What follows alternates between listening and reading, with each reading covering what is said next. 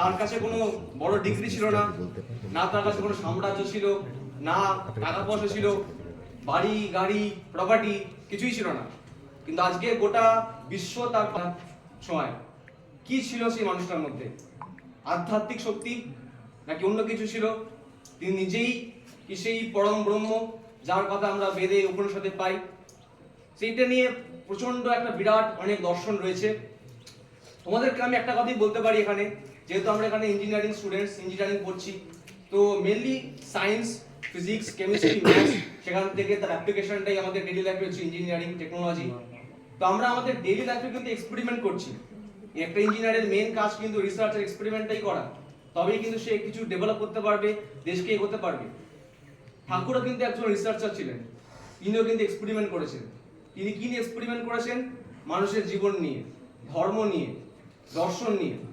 তিনি হিন্দু পরিবার জন্মেছেন, কিন্তু একসময় তিনি ইসলাম চর্চা করেছেন, খ্রিস্টানিটি চর্চা করেছেন, সমস্ত ধর্মকেই তিনি চর্চা করে দেখেছেন যে কোন কোন পথে গিয়ে সেই শক্তির উদ্দেশ্য বা সেই শক্তির সোর্সকে পাওয়া যায়।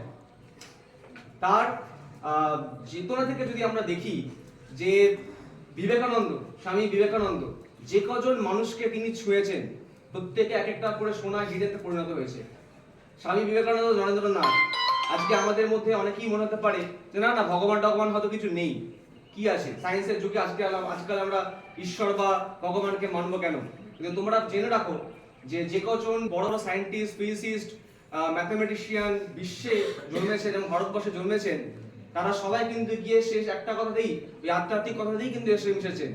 সে আমরা যদি বলি শডিঞ্জার, নিলস বোর বা আমাদের রামানুজন, সবারই কিন্তু একটা না একটা দর্শনে গিয়ে আধ্যাত্মিক কথাতেই গিয়ে মিশেছে।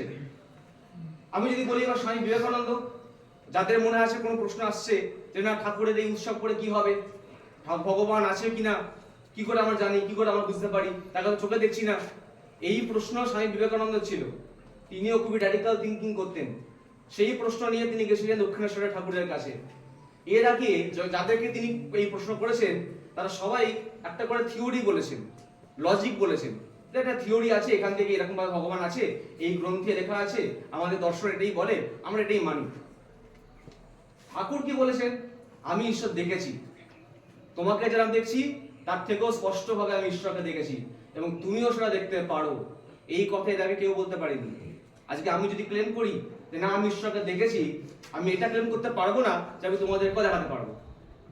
তিনি সে ক্লেম করেছেন এবং সেখান থেকে স্বামী বিবেকানন্দ যে ঠাকুরের সঙ্গে তার যে সঙ্গটা তিনি পেয়েছেন, তিনি কি কি ক্যাটাগরিতে তিনি তার জীবনটাকে সাজিয়েছেন। প্রথমত 4টে যোগ: রাজযোগ, ভক্তিযোগ, কর্মযোগ এবং জ্ঞানযোগ। আমরা প্রত্যেক কিন্তু এই 4টেই কখনো কখনো আমাদের জীবনে আমরা প্রয়োগ করেই আসছি। কর্ম তো আমরা সবাই করছি, কর্ম ছাড়া জীবনে আমরা কেউ চলতে পারবো না, কর্ম আমরা সবাই করে চলেছি।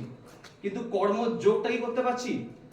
কর্মযোগ মানে যেই কর্মটা আমরা সবসময় করছি সেখানে আমাদের নিজেদের কিছু চিন্তা মাথায় আসছে যে আমরা কি পেলাম, আমরা কি পেলাম না, এইটাকে বাদ দিয়ে যদি এটা ভাবি যে অন্যরা কি পেল, অন্যরা কি পেল না, সেই কর্মই হয়ে যায় কর্মযোগ। ভক্তি, আজকে তোমরা যে ইঞ্জিনিয়ারিং এর যে ডিপার্টমেন্ট চুজ করেছো, কেউ ইলেকট্রনিক্স নিচ্ছ, কেউ কম্পিউটার সায়েন্স, কেউ সিভিল, কেউ মেকানিক্যাল, কেউ ইলেকট্রিক্যাল, কেন নিয়েছো? তোমরা তোমাদের ডিপার্টমেন্টে, তোমাদের এই টেকনোলজিতে কিছু না কিছু পেয়েছো যেটা দেখে তোমাদের ভালো লেগেছে, মনে হয়েছে যে না এটাকে আমরা এই পথে আমরা যেতে পারি। তো তোমাদের একটা ভক্তি কিন্তু সেই ডিপার্টমেন্টের প্রতি রয়েছে। ভক্তির যোগটা কখন হবে? যখন এই ভক্তিটাই মানব কল্যাণের কোনো কাজে লাগাবে। জ্ঞান যোগ, জ্ঞান ছাড়া তো আমাদের কোনো কর্মই করা যাবে না।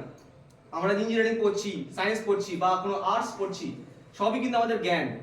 জ্ঞান যোগ তখনই হবে যখন আমরা সেই পরমাত্মার জ্ঞানটাকে আমরা পাবো। কারণ একটাই কথা বলে তোমাদেরকে আমি শেষ করি যে আমরা যাই শিখি না কেন, যাই করি না কেন, আজকে দুনিয়ায় যা ক্রাইম হচ্ছে বা যখনই কারোর সাথে কোনো অন্যায় হচ্ছে, সেখানে কি আমরা ইঞ্জিনিয়ারকে পাই না, ডাক্তারকে পাই না, টিচারকে পাই না? এমন কোনো প্রফেশন নেই যেখান থেকে কোনো মানুষ খারাপ হয়ে উঠে আসেনি। তার মানে শুধু ইঞ্জিনিয়ারিং, ডাক্তারি বা অন্যান্য কোনো প্রফেশনে থাকা মানেই ভালো কেউ হবে তা কিন্তু নয়। তো ভালো মানুষ হওয়ার জন্য কি করতে হবে তাহলে? যা কিছু আমরা আমাদের জীবনে সঞ্চয় করছি, সেটা অর্থ হতে পারে, জ্ঞান হতে পারে, প্রতিপত্তি হতে পারে, সবই কিন্তু ঠাকুরের মতে এক একটা শূন্য যোগ করছি আমরা। এখন যদি শূন্যের পর শূন্য যোগ করে যাই, মূল ভ্যালুটা কি দাঁড়াবে? শূন্য। তাহলে এটাকে আমাদের ভ্যালু দিতে গেলে কি করতে হবে? যে কটা শূন্য আমরা যোগ করছি তার আগে একটা 1 যোগ করতে হবে। যেই 1 যোগ হয়ে যাবে, তারপর যে যত শূন্যই যোগ করো না কেন তার জীবন ততই পূর্ণ হবে। আর সেই 1 হচ্ছেন ইনি। তাই এনাকে আজকে তোমরা স্মরণ করো। এনার কথা